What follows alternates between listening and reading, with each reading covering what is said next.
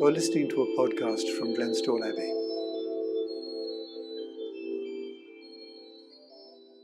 Sometimes prayer is difficult. There are difficulties in prayer.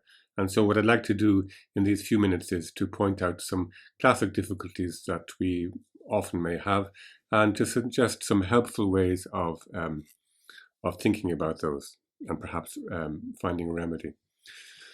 Sometimes prayer is boring. And I suppose it's a good idea just to remember that when we're with our friends, sometimes we're bored as well. When we're with our family, we can be bored. We can be bored at work. So boredom is actually part of life. Another issue is, I suppose, the more we hand our lives over to God, the more our lives will really turn into an adventure. And so life is likely to get less boring, and so will our prayer. And sometimes it's just a matter of being tired. So maybe the thing to do is to express to God that you are tired or bored, and to make that your offering. That be your small gift to God. God loves every part of you, including your tiredness and your boredom. Sometimes we're distracted in prayer. And that means, I suppose, if we're to be very honest, that the love of God really hasn't quite overwhelmed us yet. That there are other things that we actually find more interesting and more attractive than God. And they keep coming back to us. So there's a measure of honesty when you find yourself distracted. All the experts say the one thing we should try to avoid is when we notice we're distracted is don't beat yourself up about it. Getting angry and getting annoyed and getting all het up because I'm distracted yet once more only adds more distracting energy into the pot when you're praying. So they all say when you're distracted, be very gentle turning back to God. If distractions persist, if it's some particular issue that keeps on coming back into your mind, a good way of dealing with that is to speak to God about the distraction. Turn your distraction into a prayer. If there's something that's really on your mind, it's important to you, and God likes us to share everything that is important to us. And if we share what's important to us with God, we will find sooner or later God will return the gesture. Another issue for many of us could be that we find no connection with God in our prayer at times. And there could be various reasons for that. Sometimes it's that there's something in the way you're living your life which is actually contradicting your prayer. Let's take an obvious example from ordinary human living. A man kisses his wife and says, "I love you." But he's also cheating on her. So there's no connection going on when he kisses and says, "I love you." That's a rather extreme example. But something slightly similar can be happening in our lives where our lives are actually not in harmony with what we're actually saying or thinking or trying to say or think in our prayer. Our lives obviously will always fall short of the ideal.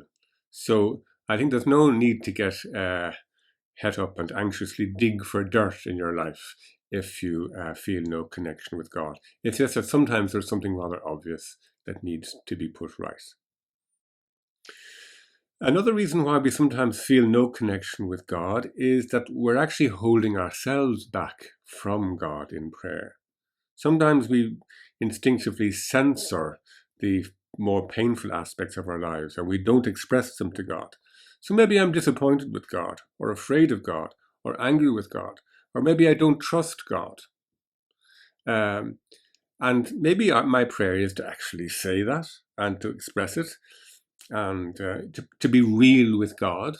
Because if I'm holding back myself from God, then of course the connection is going to be pretty weak. So sometimes we are the ones who are being distant from God because we're actually censoring who we are. And you just have to look at the book of Psalms to see so many different expressions, not just of the nice, lovey-dovey, pious things, but all the painful, squalid aspects of human life are expressed there too. It could also be sometimes God feels very distant and we have no connection. It's because actually God is working very carefully with us and is actually bringing us to a new and deeper level of prayer. Yes, that the maybe the more superficial feelings of connection have gone now, and God is weaning us onto something deeper, and so our prayer may be eventually moving into something much more quiet, um, and so I think that's also another possibility, that God is in some way purifying you and helping you to let go of some of the more superficial ways of praying. So I think all in all, the thing is in prayer, be yourself, be straightforward. Um, Even simply putting in the time, making yourself available to God in prayer, even if it's dry and disappointing, is still a gift to God, which delights God, and God will repay 100-fold sooner or later.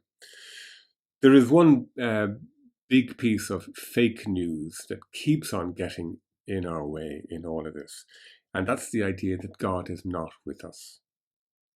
So if there's one idea maybe to always have at the back of our minds, particularly when prayer is difficult, is that God is always with us, and even more intensely so when we give time to prayer, whether we feel that presence or not.